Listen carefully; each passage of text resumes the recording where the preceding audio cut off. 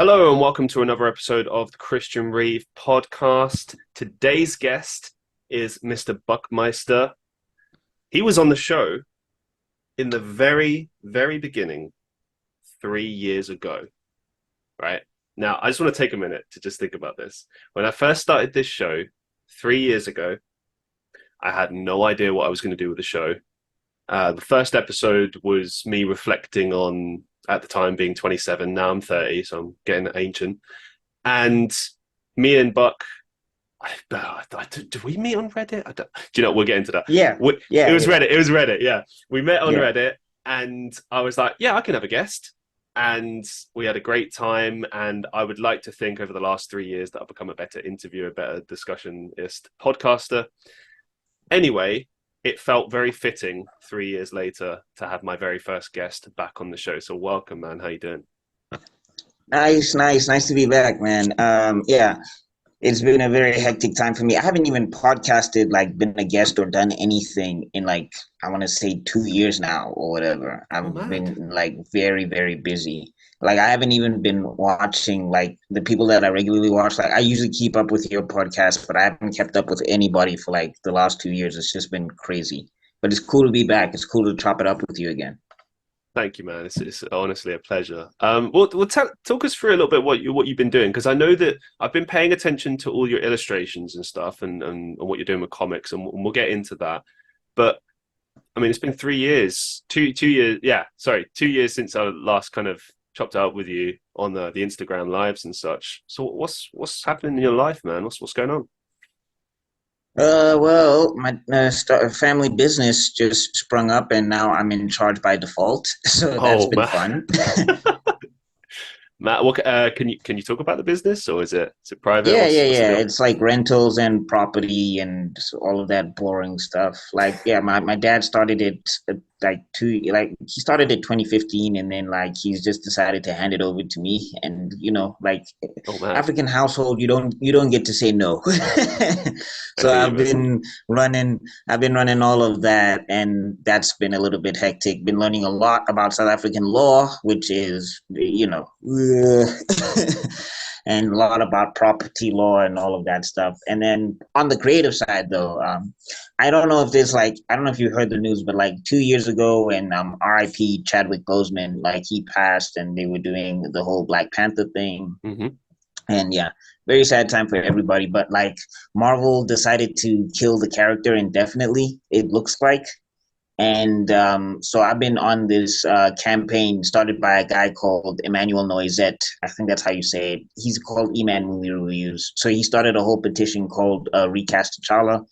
So basically, what I've been doing for the last year and a half or so is been trying to make like comic book content and illustration content around the character, because I'm just trying to get people to see the value in the character.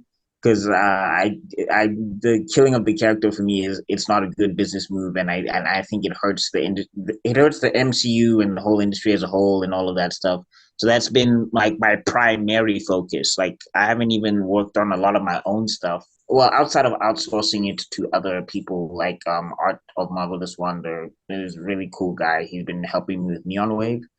Uh, but yeah, primarily the focus right now has been to try and get T'Challa, the character specifically, just back into people's main purview right now. So that's those two things have been eating up a lot, and also like Comic Con stuff. I'm doing small interviews again, like 5-10 minute interviews again, which has been very fun. Talking to local creators and all of that stuff. So basically, those three things have just been eating my time for the last like 2 years or so. Yeah, let's focus on the Black Panther thing, because this is something I've seen all over your social media for a long time now, and Yeah, yeah, I find it very interesting because, okay, I'll give you my take, and then we can chop it up and go back and forth on this, because I think it's an interesting point. Um, Obviously, yeah, as you mentioned, Chadwick Boseman unfortunately passed away a couple of years ago, and they did decide to essentially, yeah, kill off the character in Black Panther: Wakanda Forever, which is the sequel to the original Black Panther in 2018, I think it was released. Um, and I think many of us were kind of wondering what are they going to do with the character, how are they going to do it. I think story wise, my take is I think they did the best they could do as far as like giving a good send off and making a point of like how important that character was and certainly like Chadwick's portrayal of that character. And I will say with the idea of recasting him, there was a lot of talk of that, and I feel like I don't know. It's one of those it's one of those instances where like the actor is very synonymous with the character, and it's not to say that you can't recast a character. You can't have another person play the same character. I mean, we've seen it with Joker. Obviously, that's very synonymous with Heath Ledger's portrayal. But there's been plenty of people who've done the Joker before and since then, and have done it well. So, and also, I suppose on the other side of things, there's a lot of opportunities for black actors to potentially go into this role and give their own portrayal. But here's the thing: if you did recast Black Panther, it is going to be a different portrayal. It's not going to be the same as Chadwick Boseman's portrayal, and I don't think anyone would want that. You wouldn't want someone trying to do the same thing. You want something different. And I think something that's interesting with the current phase of Marvel is this idea of like, supposedly it's headed towards a direction in which case you can potentially bring old actors back and have them playing a different version of themselves and such, as I understand it. There's the whole scrolls thing, spoilers, sorry, with this idea that like maybe the person you thought was actually the real person is not actually that person. So basically my point is there's opportunities to recast this character, but then also with what they did in Wakanda Forever was they made, I can't remember her name, Shuri, is it? Yeah, The sister? Yeah, they made Shuri yeah. essentially the Black Panther, which I don't know. I thought that was a kind of a logical move story wise, but I know you have your reservations. So let's Yeah, delve into well, them. reservations is that's a very mild way of putting it. um, for me specifically, it's just when we get into Chadwick, like just to go back to 2018, and it was a huge thing. I remember we even had a conversation about it at the Did. time and all of that stuff. But like, I remember at the time I had to defend Chadwick's performance a lot. Like a lot of people said that in the Black Panther 1 movie, he was the weakest character, which I rewatched it recently because I had another Twitter debate, a 4 hour Twitter debate, Oh my god. which was, yeah, yeah, yeah. And, but, people were civil. It wasn't like regular Twitter because, regular Twitter, everybody's just rah It's all the the Wild time. West, And man. yeah, yeah, like I've never been called racist by other black people so much in my entire life. That's mad. Okay. What Yeah, for and I'm saying you racist because I go no, on. I'm racist because I wanted to recast T'Challa. That's apparently the logic. I don't understand. Okay, I don't get that. I Yeah, mean, yeah. well, you said business. You said you think it's not a good business decision with what they moved forward with. So why is it a good business decision to recast this particular character? Is it because this particular character has more legs? Do you not think Shuri could be a good follow up? Like, why is it that you feel that way? Well, as a person who read the source material, one, the MCU has already done Legacy already. We had two Hawkeyes, we had two Thors. So for a situation where there's two Black Panthers, that's not impossible. Mm-hmm. And it's in the source material. There was a time where Shuri was queen and Yep. T'Challa was the king of the dead. So basically, what happened is that Bast, the goddess of Wakanda, whatever, made T'Challa her specific personal Black Panther. So that's what I was hoping for if they were going to. I mean, again, with the recast T'Challa thing, just to catch you up to speed and catch everybody up to speed, there was no situation where the hashtag said we need him in Wakanda forever. We Mm-hmm. just said don't kill him permanently. Like for me, if they wanted to do it story wise, they had the blip because they've done prequels before, like Black Widow. So it was like if you said it in the blip, then it also I just felt like if it was in the blip, it would explain a lot of the plot points of the movie. It would explain why Shuri has anger issues. It would explain why Wakanda is just getting decimated by these fish people. And like, no offense to anybody of like Mesoamerican origin or whatever, or Talakan or whatever. I felt like it wasn't even in the scales when we look at how both countries performed in terms of war. I just felt like Wakanda was severely downgraded for some reason I think because I was just like, yeah, sorry, go ahead. no. Don't let me interrupt. I was just Oh, riffing. yeah. Yeah, no, I'm just saying for me, I just, it didn't feel balanced. I didn't feel like, because for me personally, and I know people have differing opinions on this, but Namor is a villain. He's a villain. Like he can be a villain with a point. Those exist if you want to take it there, but he's a villain. And I just felt like the movie supported the villain way more than it supported the heroes. And like a lot of people also felt like that for Black Panther 1, so they were hoping that they were going to break that trend. But like the other thing was is that I just felt like killing T'Challa, especially the way they did, not even just killing him in general, because like I know that actors are supposed to be synonymous with characters, but we also have to remember that that's a nice to have. It's not something that is like set in stone as a law. Because if Hmm. we look at everybody remembers Christopher Reeves as Superman. Yep. Everyone remembers Christopher Reeves as Superman. In fact, every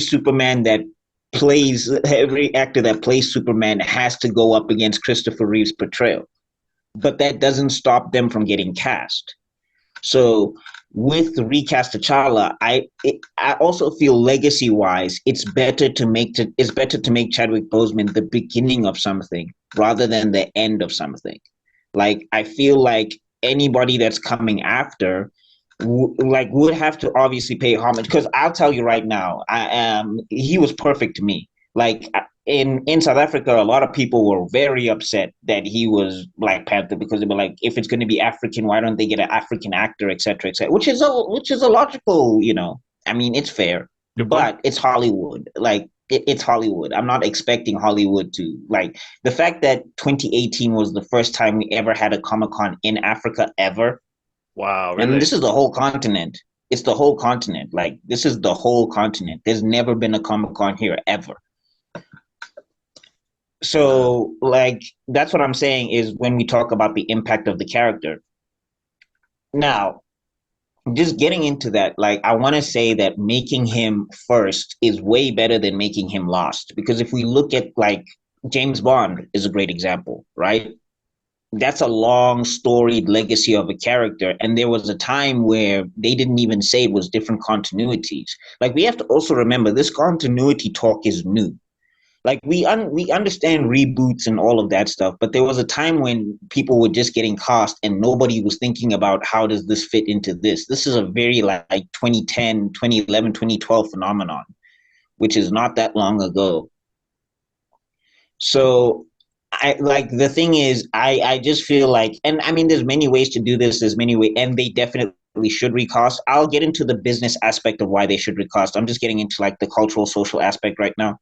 Is that the character did a lot with the very little screen time that he had. Like you have to remember, Chadwick Boseman's T'Challa only has, I think, 70 minutes in the whole MCU as a Wow, as a whole.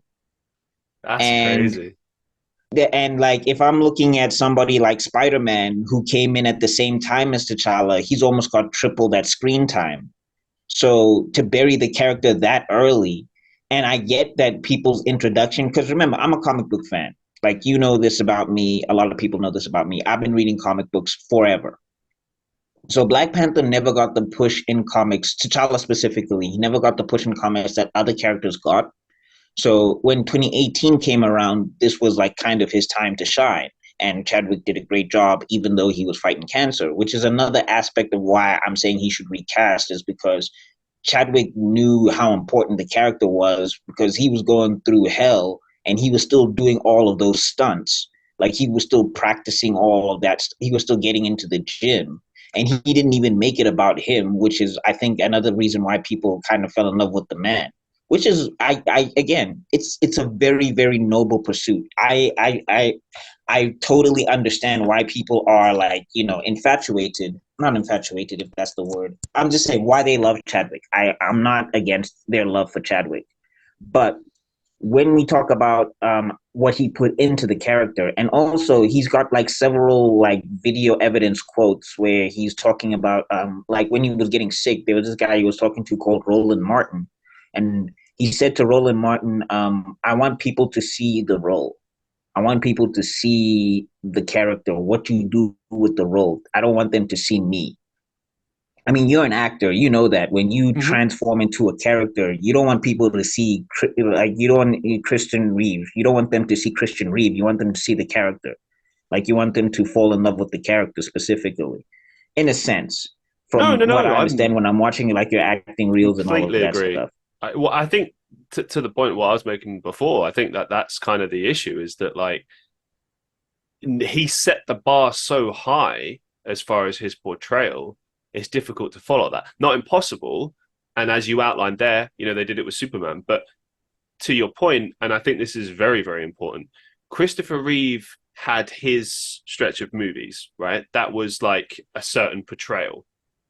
And then no, like other people played different versions of Superman, different stories. I think there was like the Lois and Thingy TV series in the 90s, and there was obviously the animated ones.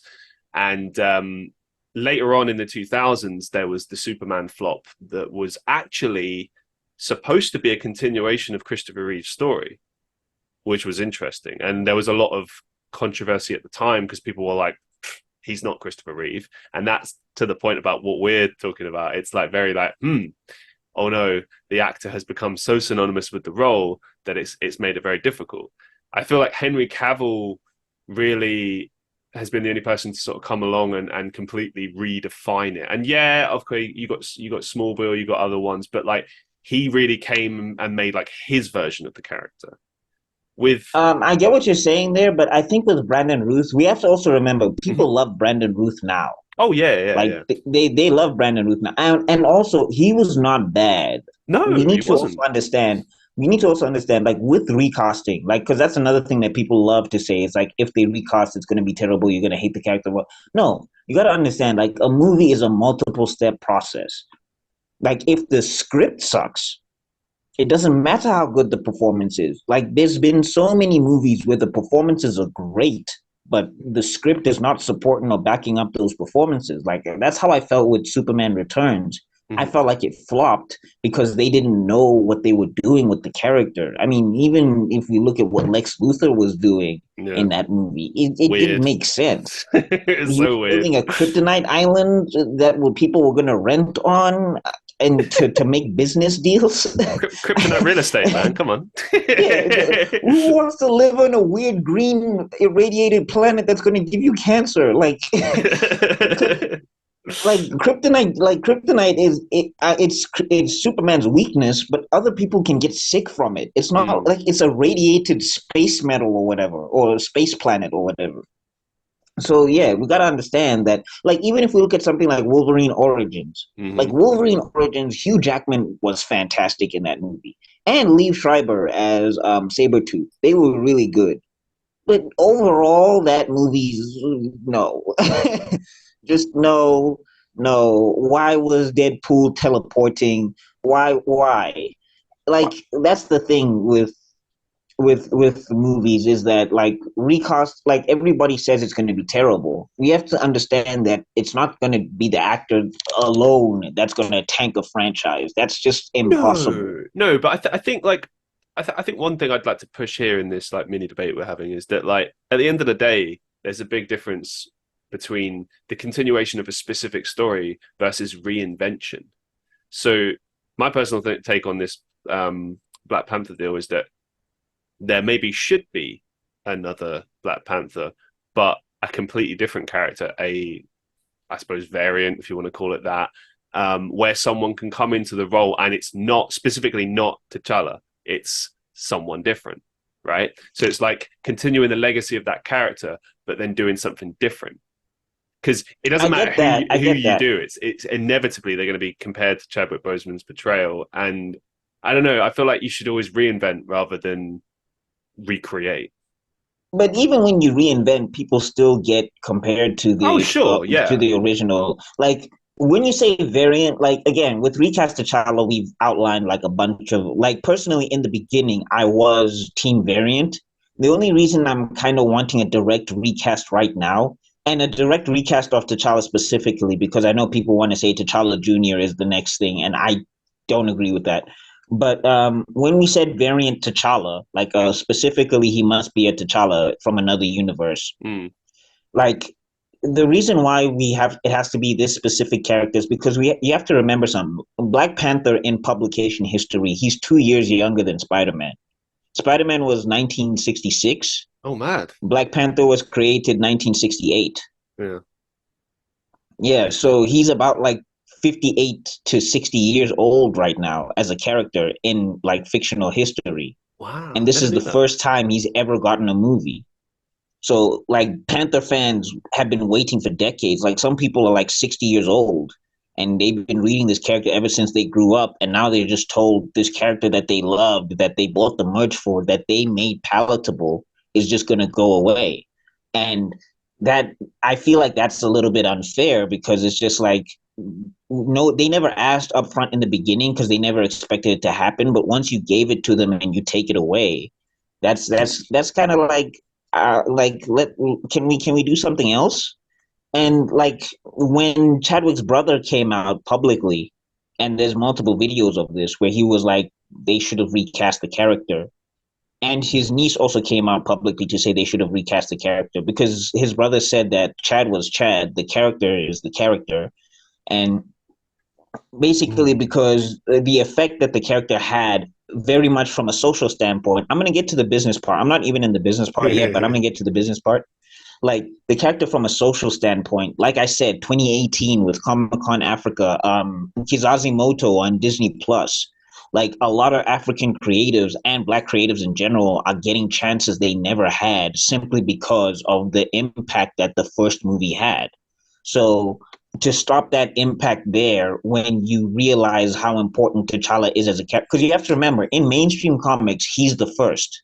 Like pre 1968, there were no black superheroes in Marvel comics.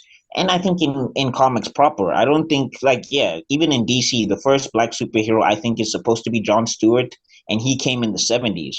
So T'Challa predates him by at least 5 years or so, somewhere there. So, like, that's how important in legacy and story the character is, which is why when Chadwick was always talking about the character in interviews, he never kind of made it synonymous with him. I think people put that on him, but he always would talk about the character first before him because that's how storied the character was. So when we talk recasting it, and like again, comparison, I think personally, comparison is great because we do it all the time. We do it with everything. And I don't think necessarily it's the thief of joy. You just need to understand why you're making the comparisons that you're making because everybody's going to have their different favorites. Like No Way Home was a perfect example of this. Like a bunch of people loved Toby, a bunch of people loved Andrew, which I remember when people hated those movies. Like I'm very much surprised that now Andrew Garfield is so beloved as Spider-Man. I don't and understand the hate, you know. I went back and watched them recently and I'm like, these are good movies. I don't know. The I don't second get. one was convoluted. The first one was Absolutely. the first one I liked a lot, but the second one I think was convoluted. But he was fantastic in it. I loved his Mm-hmm. performance in it. And I know like people want like nerdy Peter Parker or whatever, but he was nerdy enough for me one. And like Peter Parker, like people I think a lot of time misunderstand when Peter Parker was nerdy. Like if you go and read those Stan Lee comics from the 60s, he was nerdy, but it wasn't to the point where he was not like getting any girls or anything. In fact, he was scoring a lot, especially for somebody that was not good with women. He was scoring quite a bit. So I yeah, but I'm saying like that's really cool. That's cool that now you have Tom Holland and you have a different type of Spider-Man on screen, and they were all together on screen, and like people said that I love this guy more, or I love this more, or I love that more. I mean, we do it with cartoons. There's so many versions of Spider-Man. So somebody liked the '90s Spider-Man cartoon, but other people like the Spectacular Spider-Man cartoon and all of that stuff. So comparison, I don't think is a bad thing. I've never seen it actually be a bad thing. I've just seen people bring different things to the role. Again, going back to James Bond, like Daniel Craig and why am I forgetting his name now? Goldeneye. Oh, He was in Sean Black Connery. Adam. He was in Black Adam. He Oh, was in Black Adam. Not Connery. He was well, Pierce Brosnan. he Pierce played Doctor Brosnan. Fate. Pierce Brosnan. There we Yeah. go. Pierce Brosnan. Like if you look at the way they played Bond, it was like very different from each other, but you did not see Bond. You get what I'm saying? Like they look different and This they again moved though, different, but I still felt like they were Bond, in my opinion. the key thing with that franchise though is that it's a continual reboot. Every time they go with a new actor, it's like right, change everything, everyone. Sometimes they might carry over actors, into I saw like some I know, carryovers. I saw yeah, some very, very significant there carryovers. there were some carryovers Again, like M and Q and I'm such, not but really against your whole reinvention thing. I totally understand that, but I'm just saying within the MCU as well, they mm. have done like direct recasts also, Oh yeah, and they did it with like that's what's his name, War Machine, quite yeah, famously. Yeah, Rhodey and Banner. I mean, like Banner also got recast after huge. Incredible Hulk. So and again, I do understand the situation where people are, specifically the cast and crew, because like people on Twitter, I feel like for me, there's a lot of parasocial relationships that are kind of dangerous. Like I feel like people get way too attached to people that they really don't know. Mm. Like when I'm, pro recast T'Challa, people are literally saying you want to erase Chadwick's legacy, and I'm like, but why? If anything, it's a continuation, isn't it? I mean, what I'm Yeah, getting from like what you're saying is, I don't want this character to die. I want the character to live on. That's the whole point of what we're talking about here. It's like yeah, continue the and legacy the of the fact that character. Chadwick went through cancer to give us that movie, like he could have just said, "I'm not doing this," but he went through cancer to give us those movies.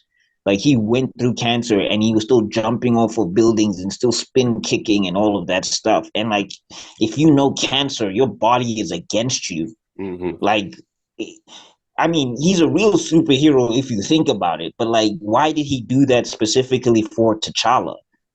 Because like he said, I want this character to be important. Like even in the press conferences, they were talking about this character being like James Bond, in that he's going to be going on in perpetuity. But if you put him in the ground, and they're going to and if they put him in the ground and wait 10 years and then reboot, I think interest is going to dwindle because we're not in the '60s anymore. We're not in the 1960s. There's so much content coming out right now, and we're in an age where I can make a comic book on my phone. I could make an animation on my phone. Some people can make whole movies on their phones. And then there's AI and all of that stuff. So he could be lost in the shuffle. And that would be very heartbreaking for this monumental character that broke barriers the same way Spider-Man and Batman did. Because Batman was the first non-powered superhero. Spider-Man was the first teenage superhero.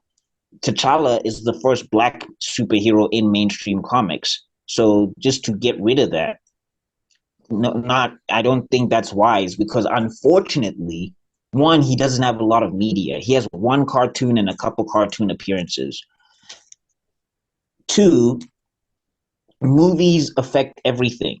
Like there's a video game coming out right now, and the rumor is, which is insane to me, but this is the rumor. And like people say, it's a rumor, it's not confirmed, but it's never been a rumor for any other video game. Is that in the Black Panther solo video game, it opens with T'Challa dying, and you create a character that takes up the mantle as Black Panther.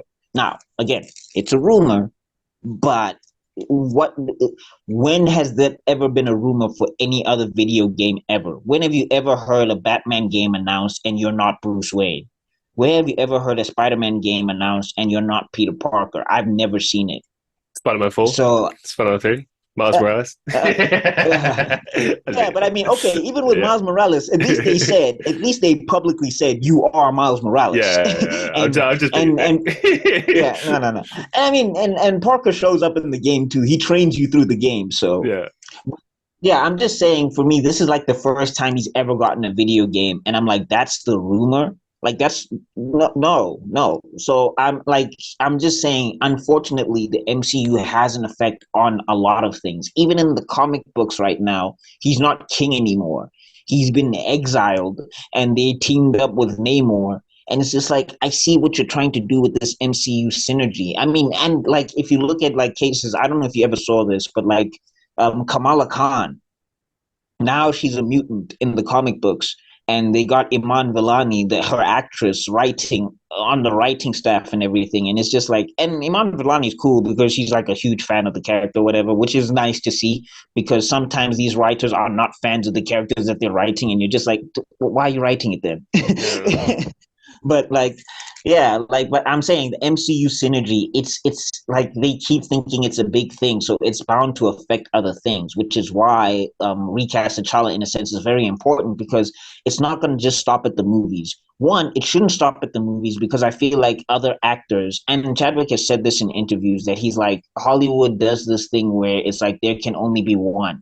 Like they were calling him the next Denzel. They were calling him the next like Samuel Jackson or whatever. And like, not to completely make this a race thing, but I've never heard that go the other way. I've never looked at who's an up and coming actor now.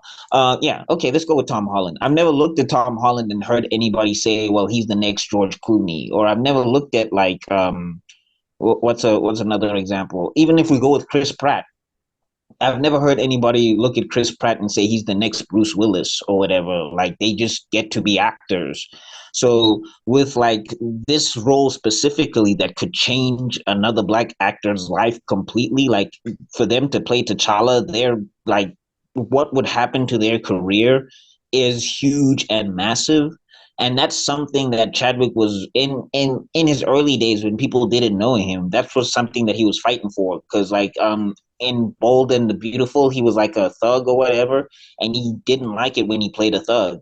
And then the other time, he had notes for the producer where he was talking about a single, like it was a black stereotype, black American stereotype specifically, I guess, that he did not like, and he ended up getting recast. And ironically, the person who took his role was Michael B. Jordan, and he never held that against Michael B. Jordan, which was interesting. But like, you see, he was always pushing the envelope in that aspect. It was like with every role that he played, he was always playing somebody historical that he felt was bigger than him. And I mean, again, I still think it's crazy to put Chadwick Boseman's value into Chala alone. I just think that reduces his whole career to one role, and that's not fair to him. Like that's not fair to him because he was fantastic as James Brown. He was fantastic as Jackie Robinson in 42.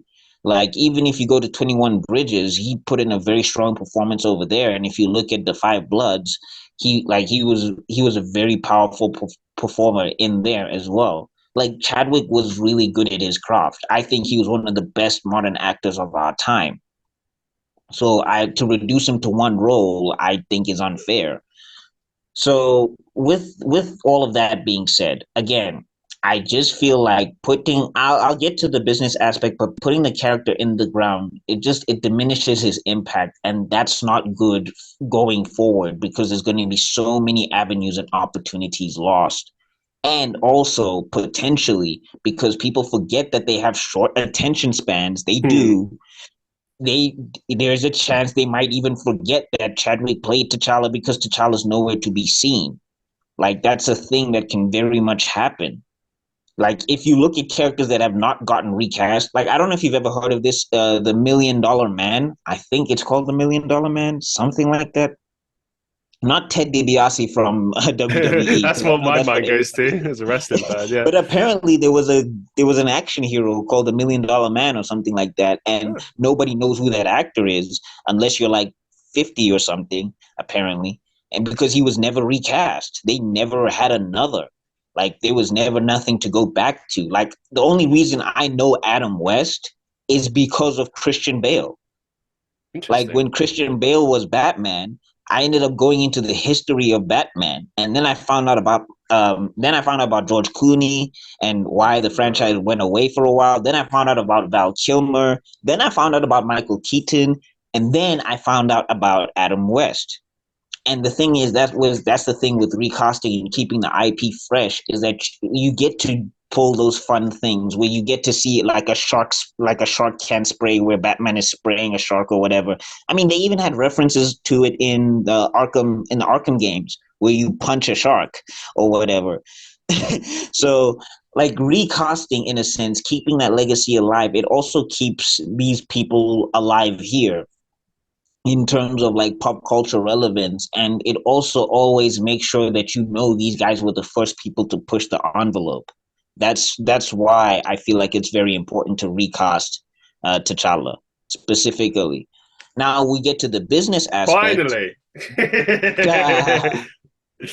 Sorry, I just sorry for the preamble. I My know there's bad. no need for apologies. I just thought it was funny because whenever I do a podcast, I say the same thing. I'll be like, "Oh, I'll get back to it," and I always think, "Did I get back to it? I hope I didn't forget." Because there's nothing more annoying than that. So let's finally talk about the business aspect of this. Okay, from the business aspect, the MCU does not have any solid tether right now.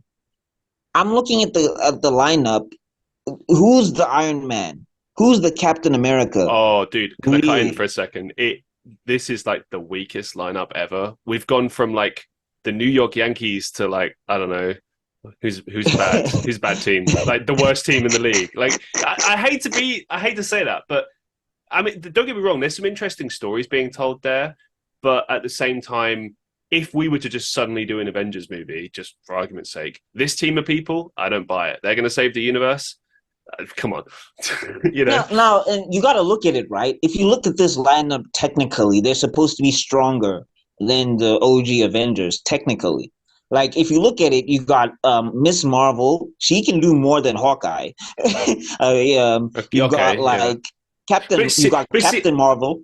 okay, but No, I'm okay, saying I'm gonna get to my point. I'm gonna get to my point. Is that like I'm saying when we look at these characters, right? First off, people need to understand power doesn't make a character. No one really cares how strong a character is. Not really, if you think have you about it. not No, seen the arguments about She-Hulk and Hulk? Come on, man, yeah, people yeah, do yeah. care No, I'm about saying the that. reason why they say they care about that is because they feel like the way She-Hulk got her powers versus the way Bruce got his powers, he had to go through trauma and suffering. So for her to just get an instant power up, it feels cheap. But that's because of the character and the way they wrote the story. You got to understand, like I'm a story writer as well, right? I'm purposely making my characters not so overpowered because it serves the story. But if the story is bad and your characters are powerful, a great example, Captain Marvel. Captain Marvel was in her movie, she was soloing an entire fleet, and people were like, she's OP, but they hated it. Why? Because the way they did the character throughout the movie, and this is not Brie Larson's fault. I maintain that I think Brie Larson she's a good actress in my opinion. I know people fight I me on agree. that all the time, but those writers screwed her over. Like if you look at that movie, those writers didn't give her any material to work with really because it was a whole thing about women being emotionless or being too having too much emotion. And I'll tell you right now, I would have rather she been emotional than a freaking robot through the entire movie because like she barely has any reactions. She barely like when she interacts, it's like you feel nothing there. And like I feel like they kept writing it to say Brie I Larson don't know if suppress your emotion. I don't know if I fully agree with that, man. There was some interactions when she's with like family and stuff where you see more of the Carol Danvers character. Yeah, You know what I'm saying? Like, some of it, but like I a will say lot of this: it for me. I agree with you on this. When she's around people she's close with, like Nick Fury or family, like the personality comes out. But whenever she's okay, this is bad, but like I saw Avengers before I saw Captain Marvel, so my first introduction to this character is who is this? Why she got no person? Like she's just cold and just calculated the whole time. And then I went back and I watched Captain Marvel and I saw more of her personality, and I was like, oh, so this is deliberate. She's deliberately like suppressing this, which is Yeah, strange but I don't because feel like that's a good like I don't feel like that's a good character model to base it off of. Like, because remember, she's got to be likable. Like, she's got to, she's got to be like she's got to be the new Captain America or the new mm, like, she's got to take that spot. So we got to know about her. So if they keep suppressing emotions and information and just giving us flashbacks that we don't care about, that's not going to serve the character. Like again, Brie Larson in the beginning of the film Captain Marvel, I had a lot of fun. I was like, I'm liking this. mm. I like the like. There's one moment that I always remember that was always fun for me is when the Skrulls are like snarling at her, and then she like snarls back at them, and then she like kicks her. I thought that was fun. I really liked that. But as you continue with the movie, they just keep beating this out of the character to the point where she becomes more of a mouthpiece than an Yeah. actual character. And that's, for me, like as a person who's very well versed on social issues and all of that stuff, you need to have characters first. Like you have to have characters first. Like your message is very important, but you have to have characters first. If you do not have a character first, people are not going to care about your message. It doesn't matter what you want to throw at the screen. Character and So story, yeah. with her, yeah, with her, I just felt like in Captain Marvel, they didn't put enough stock into, like, they didn't let her act. I really don't feel like they let her act. I really feel like every time she got a chance to act, she was great, but then they didn't lean into that. And then also, like, with the story of the scrolls, I didn't mind that, but I was just like, okay, you don't have to deviate this much from the source material. Because I feel like that's another problem with the MCU is that nowadays they feel more embarrassed by the source material, which is strange. Because in phase 1 through 3, even though they weren't one-to-ones, they still felt like they honored the source material just a little bit more. Like if you look at the Avengers 1, that basic premise is the source material. How it unfolds and the configuration is very different, but basically it was Loki bringing all of the Avengers together to fight him. That's basically how it happened in the comic. So when we get, and also just a side note, Captain Marvel in recent comics, she's been written way better than before. So I'm glad that they're sorting that out I have because a I never feeling used to like actually that character. yeah, like I feel like in the Marvels we might actually finally get to see more of her personality. I feel like that's where we're headed. I mean, I will say this. I'm desperate for a Captain Marvel 2 movie to just find out what the hell she's doing in the universe. It's like Yeah, they keep flirting with it and saying like, oh, she's off on out of world. She's doing this. She's doing that. It's like, show us already. Show us what she's doing. yes, I want to see what she's doing. yes. Yes. No, but that's what I'm saying is like I like that's what I'm saying with they didn't put enough stock into the character. Yeah. Like as much as the actress can be good, but she's and also the controversies are not helping, but they didn't put enough stock into the character. Now let's get to Shang-Chi. Shang-Chi was good, but does he really feel like he's a replacement for Iron Man or for Captain America? I don't think so. Like I I feel just like feel it's its own entity entirely. Like I was intrigued by the story, but I know what you mean. Like I feel like if he's invited to the Avengers party, it's like great, but I feel like it's more interesting to just explore his story on its own. To be honest, I feel like there's more interest yeah, there. like I'm saying like he feels more of a team player, but he doesn't feel like a team leader to me. Like he doesn't feel like he's supposed to take it forward. Mm. And now if we go to something like Falcon or New Captain America, I just like for one, Falcon and the Winter Soldier, even though it was an all right show, it felt redundant. Like why did we go through this whole arc? He already got the shield. Why are we seeing this Well, again?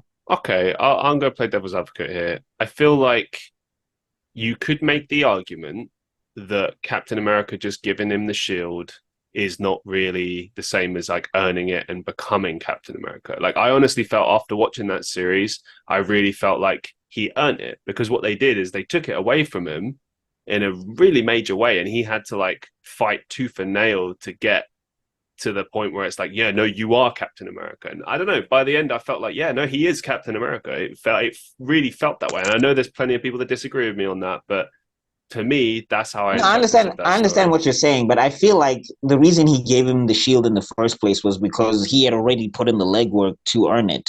Like if we had opened with Captain America 4 and it was Falcon already, I don't think anybody would be like, "How the hell did that happen?"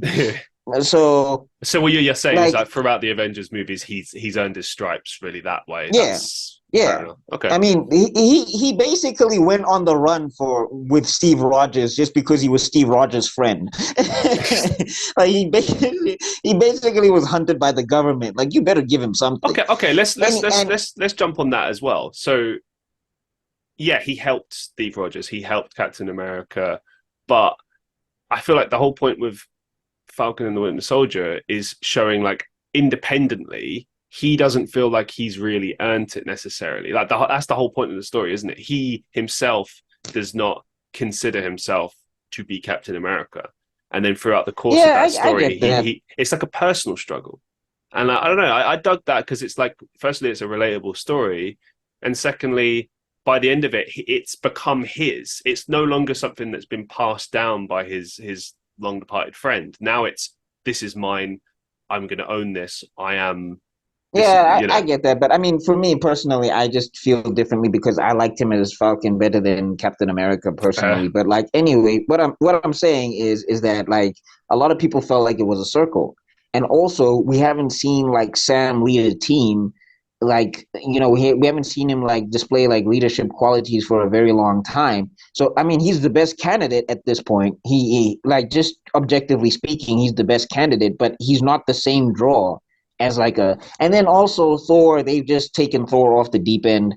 So I don't know what they're doing, Oh, that movie which is was which is difficult so to frustrating. watch But I'm saying, after Ragnarok as well. what's frustrating. You know what's frustrating though. Like I mean, even if we go to Ragnarok, like I wasn't a huge fan of Ragnarok. I liked Ragnarok, but like I also had problems with it because I was like, this is the end of Asgard.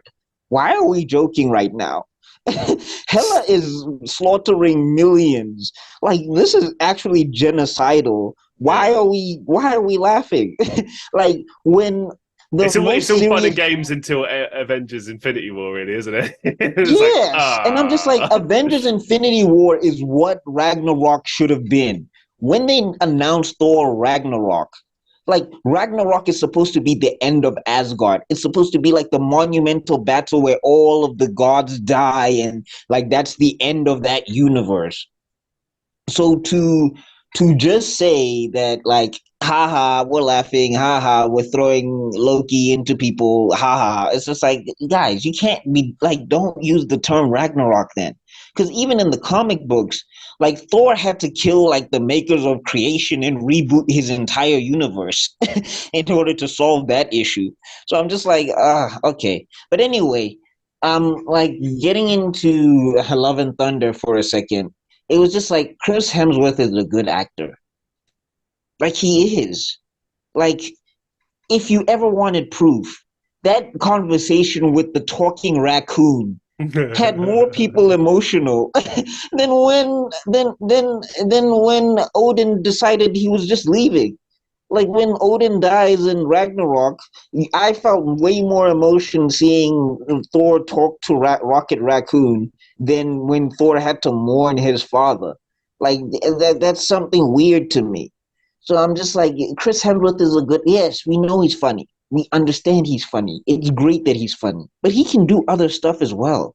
Like I know people don't like this movie so much, but like Thor 2, I thought he was excellent in Thor 2. I thought like Chris Hemsworth really did a lot with Thor's character in Thor 2. Like that whole exchange between him and Tom Hiddleston Loki on the boat when Jane is dying. I felt like that was a great exchange between those two characters. And I was just like, you needed to push more of that. Like to see more of not so funny Thor would have been great. I just think like they didn't stick to their guns because because the other thing with the MCU, and I guess it's also frustrating for comic book fans specifically, is that MCU people who have never read the comic books, they come in with preconceived notions, and it feels like they cater to that audience a lot more. And it's just like I feel like you would have gotten a lot more richer story if you kind of honored the source material, because that's what, like Captain America and Iron Man are very close to their comic book counterparts. Like if you flip between a page of Captain America and you flip between a page of like an Iron Man comic, you get to see that they are very similar to their comic book counterparts. Hulk at his best was very similar to his comic book counterpart. Like when he's Hulk smash and all of that stuff, and he's like having that, those backstories and all of that issues and emotional stuff. That was when he was at his best. Now he's doing yoga. So it's just like, I don't understand why you want to deviate so much. Like I get it, it's not a 1-to-1. I've been told so many times it's not a 1-to-1. Fine, fine, fine.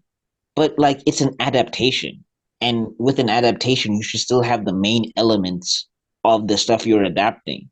Yeah. I mean, if you take out Dumbledore, like there's like Richard Harris, when he passed, they did a memorial on set, but they recast for the third movie of Harry Potter because they needed Dumbledore because he did not die until like Harry Potter 6, because that was when he died canonically in the books. So I just think like when it comes to source material and adaptations, nobody's asking for a one-to-one. Like some people are, because moving screens and sound effects and everything, it enhances what you read. But I feel like with the MCU specifically, they've been moving further and further away from the source material, and it's not helping the product. It's not helping the franchise. So when we also look at something like connective tissue, because I know people like to say phase 4 is like phase 1. For me, I'm like phase 1, they all were connected through Shield. Hmm. Like Shield was there through all of phase 1. In phase 4, there's not really that much connective tissue, and T'Challa could have been the one to fix that problem You know, because another thing as well. I was I saw a clip of that scene in Endgame where you know RDJ's like I am Iron Man and clicks his fingers, and I remembered like I think it was the end of Iron Man 1 with the end of credits scene. It was him being rejected from the Avengers, or maybe it was the beginning of Iron Man 2. But around that time, no, that's the beginning of that's the beginning of Iron Man 2. Yeah. he's rejected from the Avengers, and I just find it ironic that the one who's rejected and not included is then becomes the most important. Like, I just thought that was an interesting dynamic No, right at I the like end of that. the I phase. like that flip on its head. That was Yeah, very. I like that flip.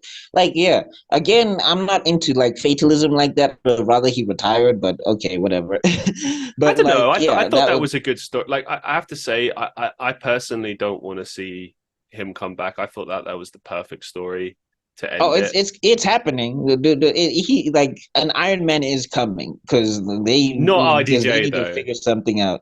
I don't know if it's not going to be RDJ, but like even if it's not, that might even be worse because now they're going to be like, oh, he's not RDJ. Oh, he's not RDJ. Oh, But he'll he's do not it RDJ. differently. Like I thought the idea of having Tom Cruise do it is brilliant, but I want it to, if it's going to be Tom Cruise, I want it to be Captain Egotistical, like just absolutely insufferable. Like just ramp it up a gear. Because with RDJ, we fell in love with the character. Like, in the beginning, he was very egotistical. That's part of his charm, and it was interesting. But it was a whole part of a whole story arc. He becomes humbled. He becomes a good guy over time. But if you just brought in a character who's just absolutely the opposite of that, and you can't stand him, who knows where you could go with that? Yeah, no, but I'm just saying, like when you talk, like that's the thing with quote unquote recasting in both senses, in a sense, is that you do want to see other actors, their take on certain things as Sure. well. Sorry, my arm is getting tired. I need to probably put myself back in focus. um, but like the thing that I'm trying to say here is that, especially just business wise, if we look at it, T'Challa is the best connective tissue for like everyone in the MCU right now. He's met most of the major Avengers. Like he can connect one Avenger to another in a sense. Like Shang-Chi has never met Shuri, right? Mhm. But he's met Banner. Banner has met T'Challa. So when T'Challa and Banner see each other and Shang-Chi and Banner brings like Shang-Chi to the Avengers meeting or whatever, like T'Challa is that instant connective tissue that will make people be like, oh, great, that's because he know, and so on and so forth. Like, He could be his what's plus another one. example? Like, yeah, basically. And also, like, if you're looking for the rich guy, T'Challa is like the rich guy who could house everybody at an HQ because he's the one with the most money. So, Well, like, I think that begs a good question actually, because there's no a base anymore. Like the Avengers home is gone, isn't it? Don't think they recreated it, did they? To the best of my knowledge, and the maybe they thing did. is, it would also feed into Black Panther 1 because T'Challa started an outreach program. So Mm. they could have built off of that and started making like an Avengers HQ where he's leading these people and all of that stuff. And also in the comic books, it's a big point of contention for him emotionally because his countrymen do not like the fact that he works with the Avengers. His countrymen get pissed every time he leaves, Yeah, they don't and like he has to kind outsiders, of do they? That's the whole thing. It's like yeah, you know, not even just outsiders, but like in the comic book specifically, they don't like that he's splitting his time because they feel like he's supposed to be king of their realm. He's not supposed to be helping out Like he's not supposed to be helping those people. And T'Challa's argument and counter argument is that if Galactus lands tomorrow, what are we gonna do? Just hearing you say the name is exciting, man. It's not coming anytime soon. That'll be like phase 5 or something. But so exciting Yeah, seeing it, man. but that's what I'm saying. And also, fun fact: in the comic books, there's a team called the Ultimates. I don't know if you've ever read this, No. but basically, the lineup is Captain Marvel, T'Challa, Black Panther, Blue Adam, America Chavez, and Photon, Monica Rambeau. And basically they go around like solving intergalactic crises, where one of the stories is they fix Galactus's problem of hunger, and it's like a very interesting story of how that turns around. And then also now the forces of the universe kind of get upset at them because they've changed like the natural order. So it's like a big personal fight for Galactus as well as for the Ultimates. So like stuff like that is why I'm like, you can't just put this character in the ground now. Like you can't be done with T'Challa now. He still has so much story to tell. Like he's got 10 plus years of story as well. I want the same treatment as RDJ got, and it helps make business sense because with Doom, if you need a way to establish Doom and Mephisto, because remember when people were big on Mephisto, there was big Mephisto fever. Mephisto's coming. T'Challa has fought Mephisto in the comic books to the point where he actually outsmarted the demon with the help of his goddess Bast. So that gets into like the mystical aspect of the MCU that's missing. So like he's just a character that has a lot of connections and slots in perfectly and can fix a lot of issues that the MCU is having right now. So to get rid of the character completely, again, not in Wakanda Forever, but like in Black Panther 3, they should reestablish that he comes back, and they've got multiple ways to do it. So I just feel like to take the franchise and everything forward, T'Challa it was the best next candidate after like Captain America, Steve Rogers, and Iron Man Tony Stark. Like because you see that guy and you want like people saw that guy for 5 minutes in the Civil War trailer. Oh, not 5 minutes. That's a long time. Like 30 seconds in the Civil War trailer, and they were instantly hooked onto the character instantly, like to the point where he almost outshined Spider-Man in that movie because unlike Spider-Man, he had a whole arc. Spider-Man was a cameo. He showed up for a couple scenes, but T'Challa had a whole story arc. So again, I don't think it's a wise thing to put this character in the ground, especially when family members of Chadwick Boseman have come out and have been like, we should recast. I just feel like it's like I feel like as a fan that would be insulting to them to say I'm more hurt about Chadwick Boseman than they are. I got to ask, what did you think about Black Panther Wakanda Forever, like the movie? Just overall, how they handled things, the story. I okay, like I just feel like it's a huge plot hole that he dies to a random disease. I just I agree with that. That pissed me off. Yeah, I I hated just that. I just like because Shuri's trying to make a synthetic herb. He already has the original one already, so why would he need a double herb? I felt like it's a Why? bit like when people in Star Wars, when people said that like Han Solo died a bit of a fool's death. Like I felt the same way. I was like, I was expecting what I thought they would do Here's was yeah. him. Sorry, go ahead. I thought they would have him in the suit, as in CGI, right? Dies in some sort of explosion. You don't see him die, but it's like implied, something like that.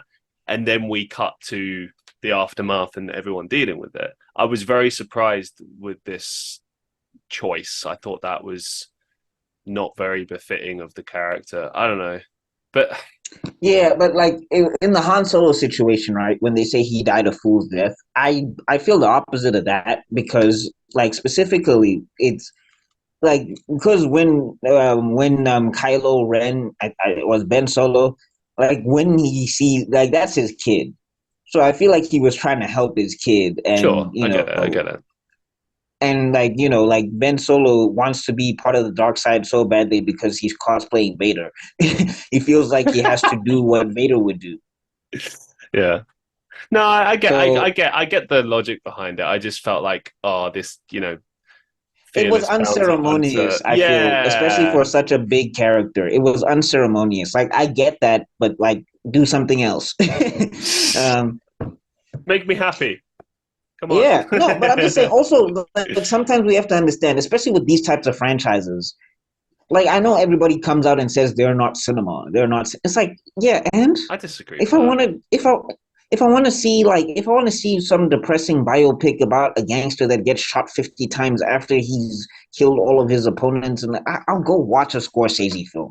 If I want to see that, like, I don't understand why one thing like there's a lot of stuff I don't like. Like, I'm not a big fan of horror movies, but I'm never gonna just go out and say, "Oh, horror movies suck" or "horror movies are terrible" or "they're not cinema." It's like it's not my thing.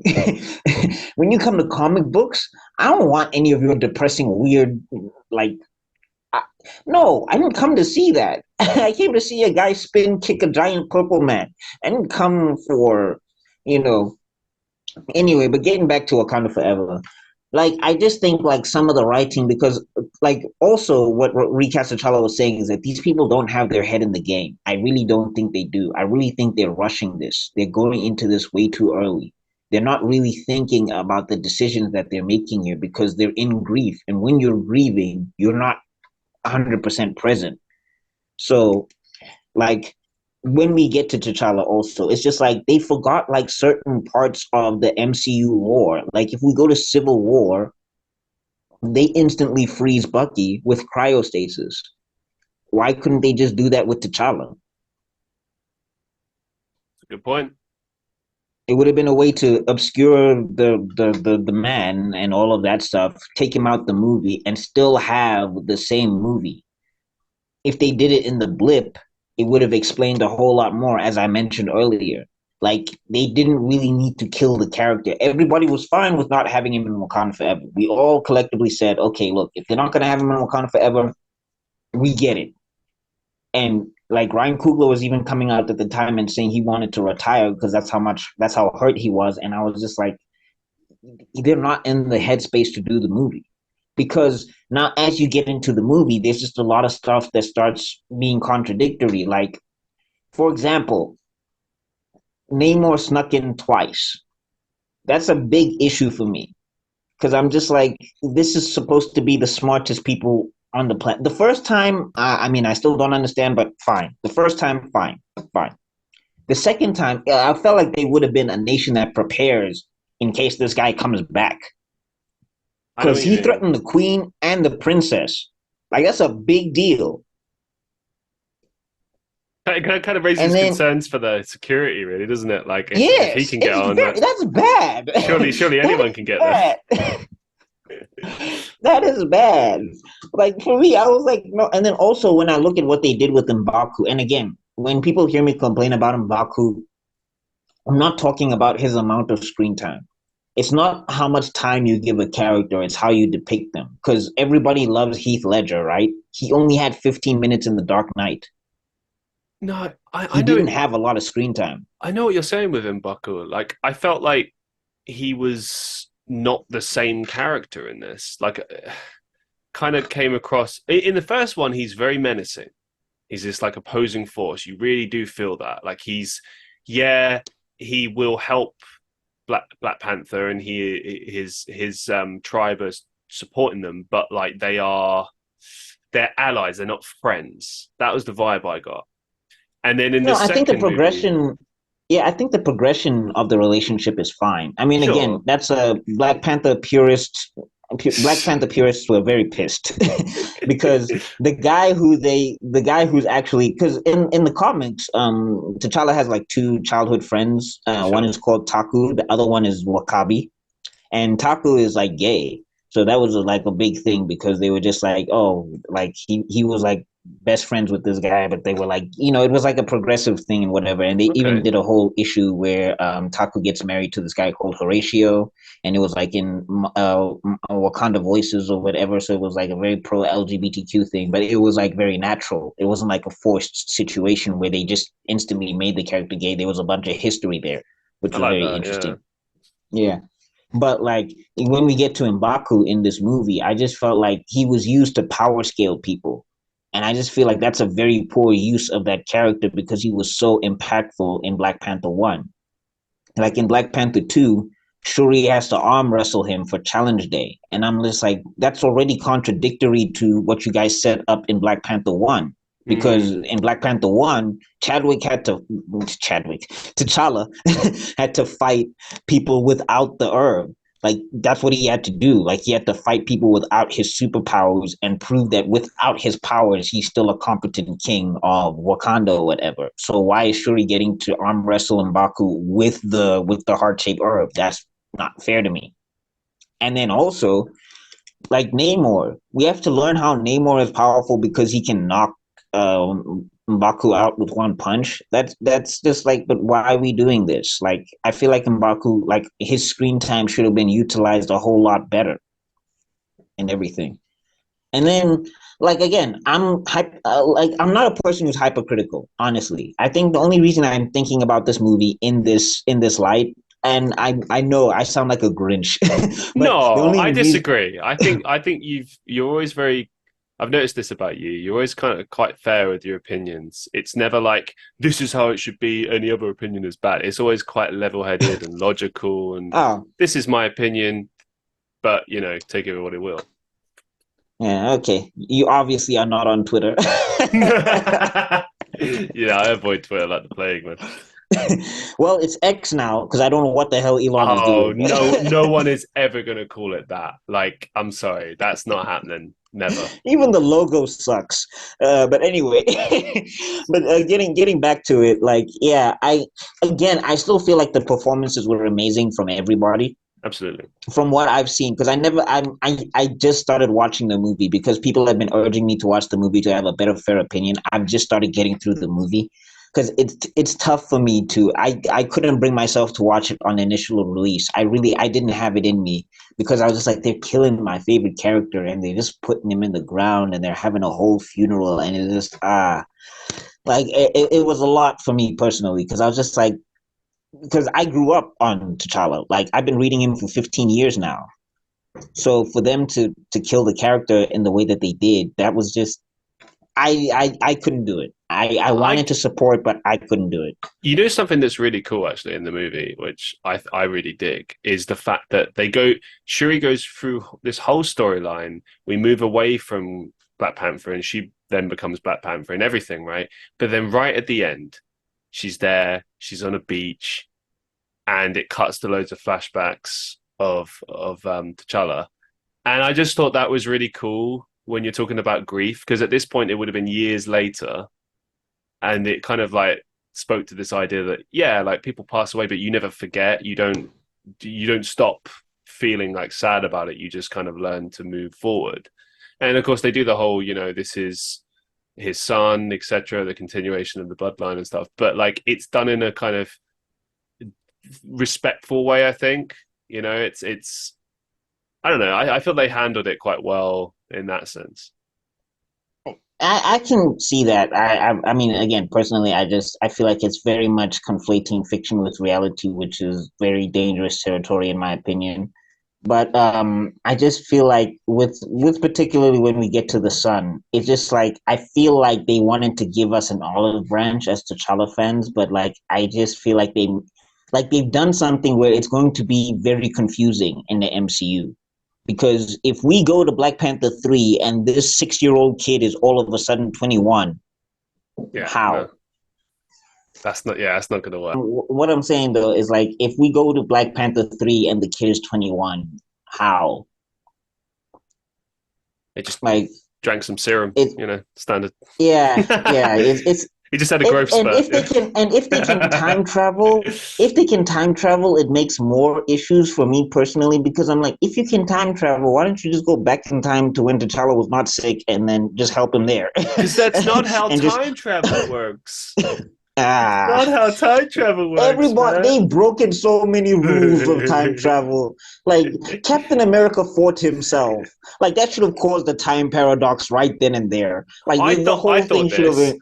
I thought the whole thing about how he goes back and he marries Peggy and spends the rest of his days with her. I was like, but what about like her husband that she had and all the other stuff Oh that no, she, he killed him. He killed him. That I dude is just dead. she's mine. Bye bye. Yeah, he just came in with the vibranium shield and just chopped that dude's head off. Jesus. Poor guy. Living out He his never life. stood a chance.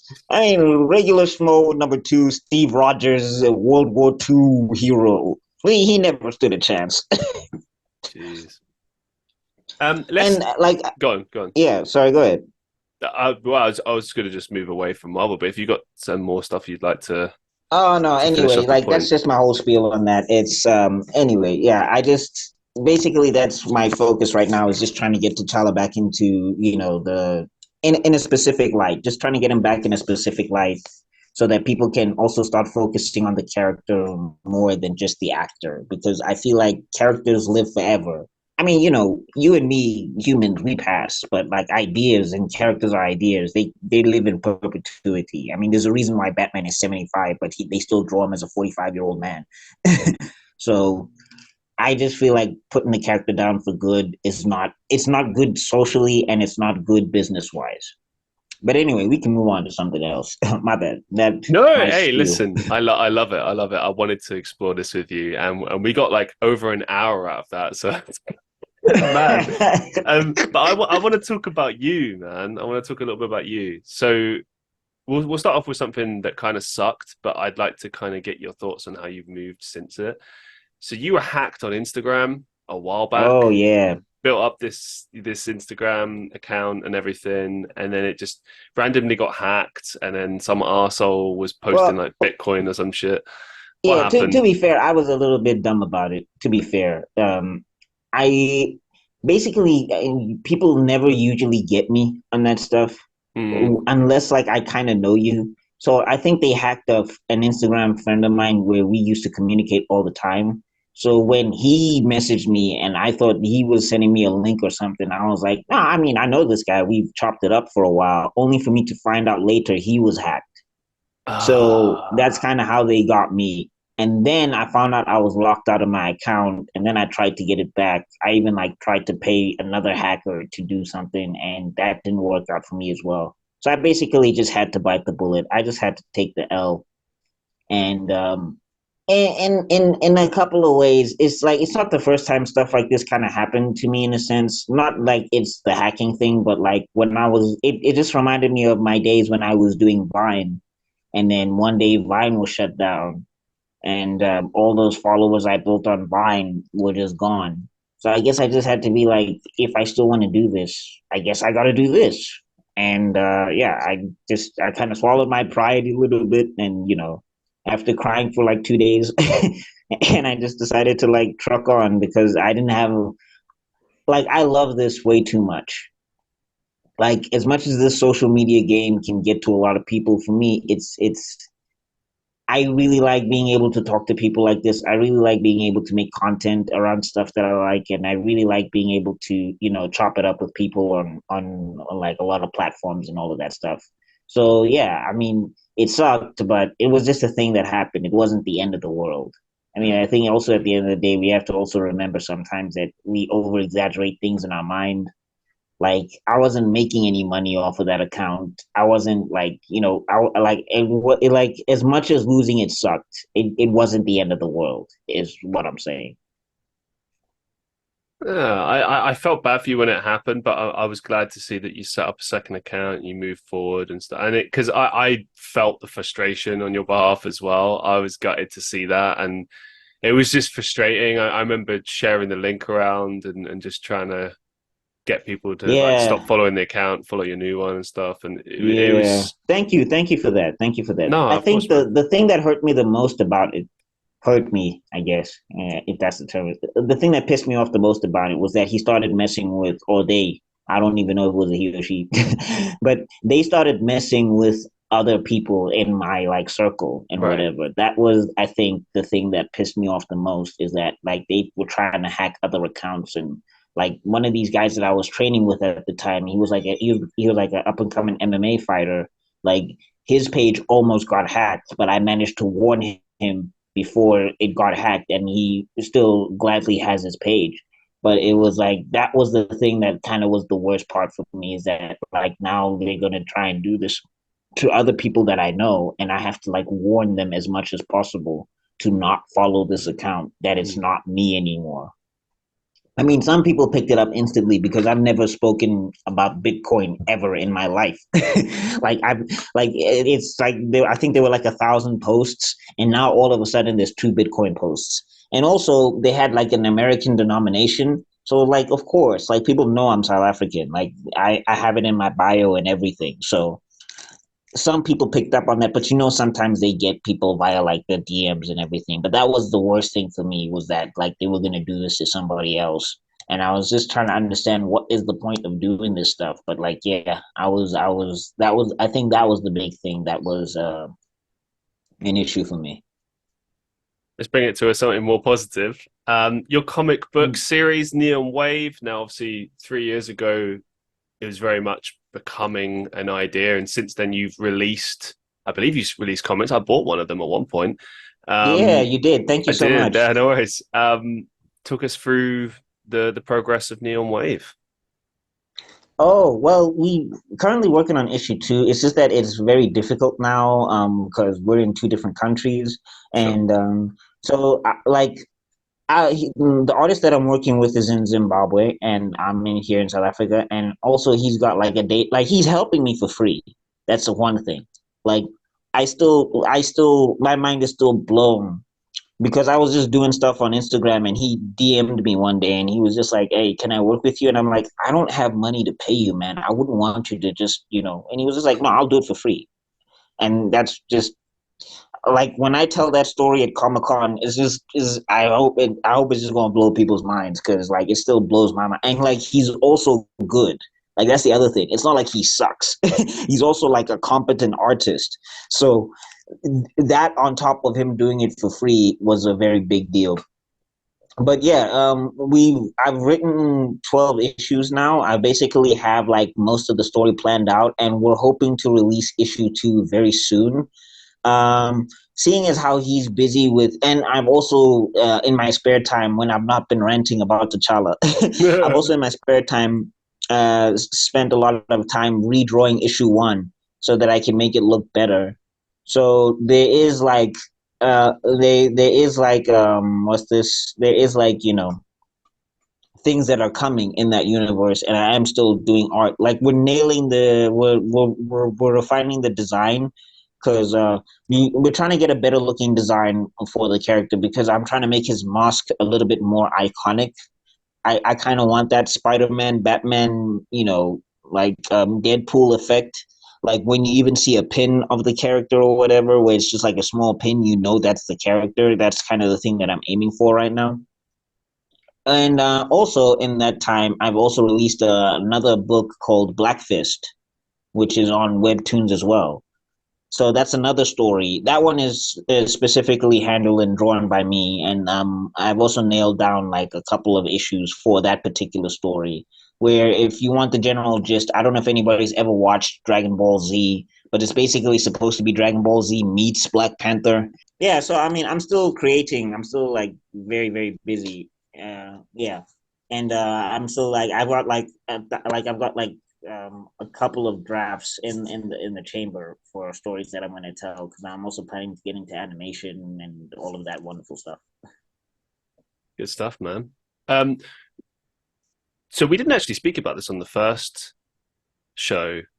There's a lot of things that we didn't speak about because then I kind of we did the show obviously when we stayed in touch on Instagram, and we did a bunch of live streams together.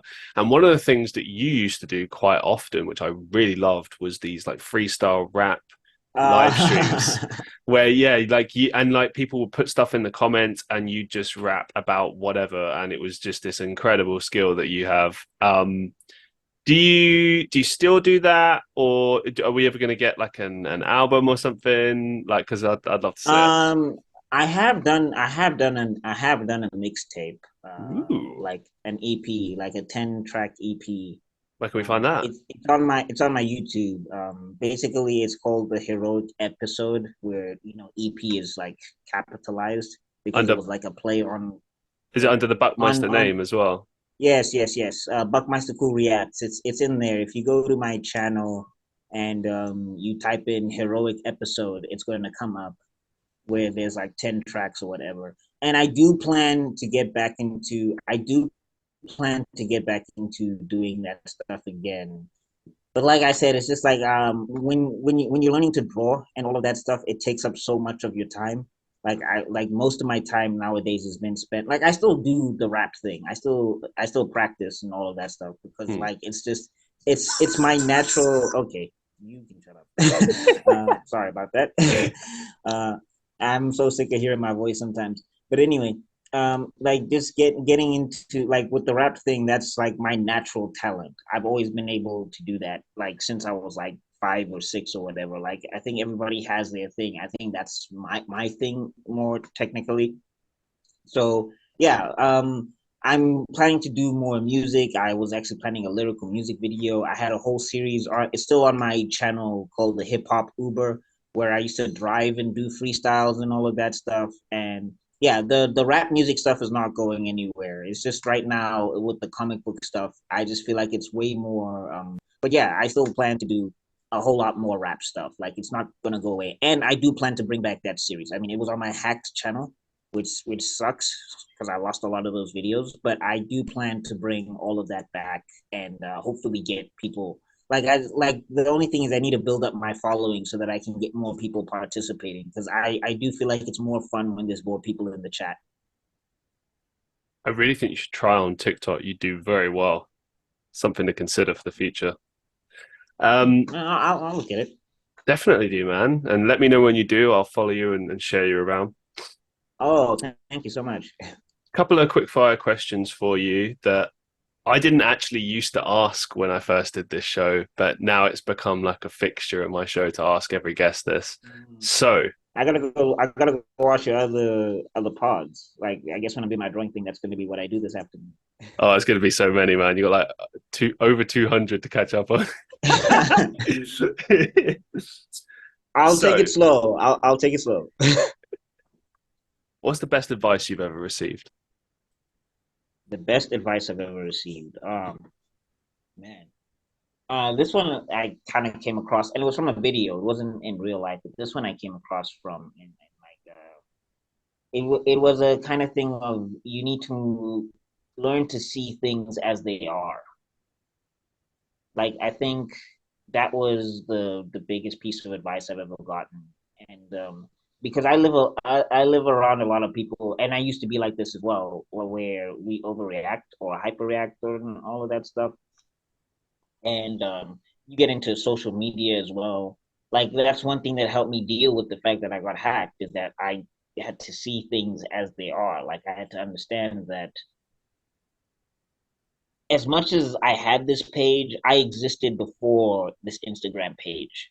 And I'm probably going to exist after this Instagram page. It's not like, you know, and even like in real life situations when I've lost money or I've gotten robbed or, things happened. Like, I don't know if you saw this. I got into an accident one time and it was pretty scary because it was like a giant truck or whatever that almost fell Wow. on my car.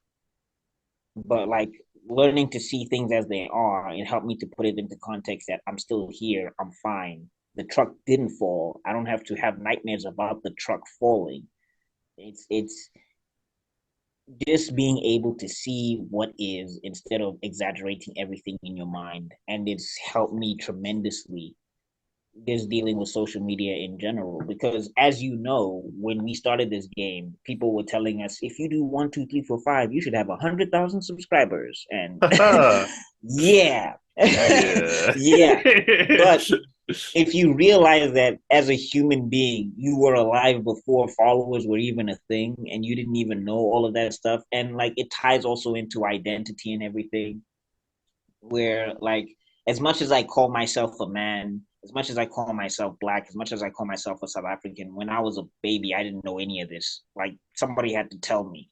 Like I could have been from Mars and I could have been, I don't know, like the point is a lot of this stuff is inventions and a lot of people put a lot of value into inventions more than the stuff that's already there. Like people will value a follower count over a human being. People will value a car over like, or they'll value like a kid's ability over the kid just having fun or whatever. Like they'll look at that and they'll be like, oh, he can play like Picasso, and meanwhile that kid is miserable.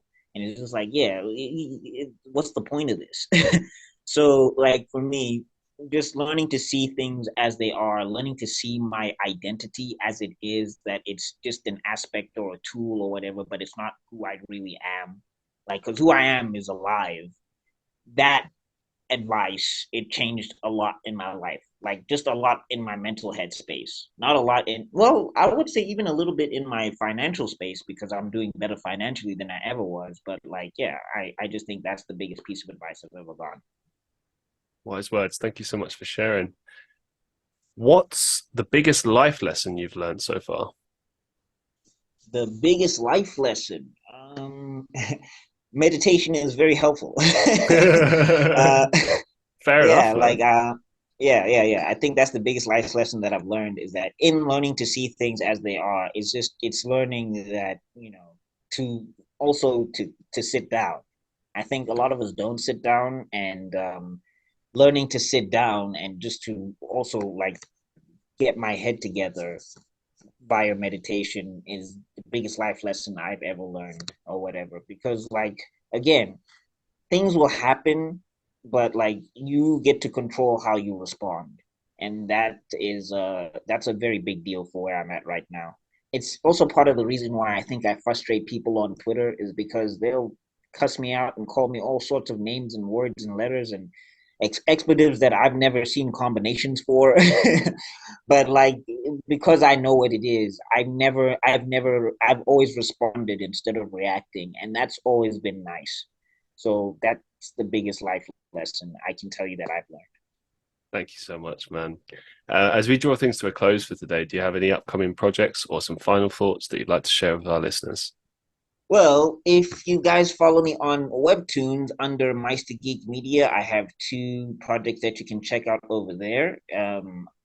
Yeah, so it's the Black Panther fan comic, which is really I'm very proud of it, and it's also the Black Fist stuff. Neon Wave is going to be coming soon. I might also be putting that on Webtoons because that's what's the term for this? It's free 99 or whatever people say Hey, to get people to check out stuff. So yeah, and also some music stuff on the way, and yeah, but mostly it's the comic book stuff right now. Also planning to open commissions soon, doing some free commission slots, just to design some people's OCs if they want or whatever. I used to do that. Now that my skills are a little bit better, I want to do that again, just to give some people some free OCs. But yeah, that's mostly all of the stuff that's coming up right now. Anything else? No. Those are the things you can watch out for. excellent, man. I'm proud of you, man. Like how hard you Thank you work. so much. I remember like when we first connected, that was something I really connected with you on, was like how hard you work. And um yeah, I just wish you all the best, man. I really want to see you succeed. And No, likewise, man. Likewise. Like when I do this, when I hopefully do this animation thing, you're gonna be one of the voices I tap, oh, I'd love because to. You know it, man. I'm your there. voice reels are really good. Like I really like your voice reels and Thanks, all of man. your acting reels and all of that stuff. Look, I may not catch all of your podcasts, but I definitely catch all of that stuff. And yeah, you're definitely gonna be one of the people I tap for a voice. Mate, I feel like you got an you excellent voice and you do accents really well. you say the word, I am there. I can't wait. Of course I'll be there. Thank you so much for Ah. appearing on the show, man. Really appreciate it. No, man, thank you for having me back. Uh, I definitely enjoyed this. I definitely want to do this again. And Oh, always welcome, oh, man. another thing, just the last thing, is that I do plan to bring the creative podcast back, and you were definitely the inspiration for that podcast. So thank you so much. Yes, do bring it back. I thought you had something really good going. I completely forgot about that. My apologies. I do remember this. Yeah, I'd loved going on your Well, I mean, show it's and not your fault. I just haven't done it in forever because I've been hella no, busy. I know. I mean, this show. I imagined it a lot to be like catching up, but also kind of exploring a lot of the things that we didn't actually cover in the first podcast. Because when we did that podcast together, we didn't really know each other. It was like meeting for the first time, and then we got to know each other afterwards. And then I remember thinking like afterwards, like, oh damn, there's all this stuff we could have covered. Da, da, da, da. I Uh, mean, we still had a good yeah. time, but I was just and Yeah, yeah, plus, yeah. No, I had a lot. I had a very fun time. I still like watch that from time to time because it was oh, very cool, fun. man. Like you're a very good host. Like I Oh, really thank think your you. podcast is underrated, and I definitely like the variety in it because you get a lot of different types of guests and all of that stuff. Like you talking to people from every type of medium, which is really cool. It's cool for me, man. Like it keeps me fresh. It keeps me thinking and doing my research and learning about people and that's another reason as well why I was quite excited to bring you back on the show because when you first came on, you were my first guest 3 years ago, and I wasn't really sure what the podcast was going to be. Like I said at the top of this, and also, I don't know, like I feel like I've become more confident as an interviewer and a host now than I was then. Because then, for instance, something simple like ad libbing and following up on stuff. I didn't really get that as much. I was very much in my papers like so you do this and mm-hmm. Because I didn't notice. I didn't notice. I'll tell you that. I just hit it well. Well, listen, it's always a pleasure, and you're always welcome back on the show. You know that. Stay in touch, man. Oh man, thank you so much for having me on, man. And yes, much blessing and success to you. And definitely, you're one of the people I'm hitting up first. What do you call your peoples? Because I gotta Follow read them as we sign off. audience, audience, viewers. Oh, you don't have a like No, they're not the Revians or something like that. no. Yeah. Some people have tried. Some people have tried to give some names, but I don't know if I'm comfortable with that. I Okay. will let the people decide that. I just say viewers, audience, listeners, Okay. Okay. listeners, podcast. Like, It's listeners. I'm throwing out Revians, audience. Y'all Uh, let me know how that sounds. you don't know what you've done. Oh man. Anyway, Thank you so but much, man. yeah, man, thank you so much, and thank you to your audience and everything, and yeah, much more luck and blessings to you, and peace out. And a couple of things to my audience before I go. I've just created a Discord. So if you want to come join the Discord, go to Okay. my link tree, linktr.ee/Christian Reeve to get access to my Discord, the Patreon, where I do a Patreon exclusive show called Life with Christian Reeve. So if you want to hear me talking endlessly for many, many episodes, that's the show to go to. Very different vibe and feel to the podcast. I realize this is me advertising these things. I never normally advertise. So here I am advertising them. Go check it out. My Well, link tree. I'm checking it out. Links will be in the description, and yeah, make sure you send me your links as well. So I'll put everything in the description. Go check it out, the Discord, the Patreon, and everything in between. Go check out Buckmeister Cul. And without further ado, thank you so much for listening. Be safe, be well, and I'll see you in the next one.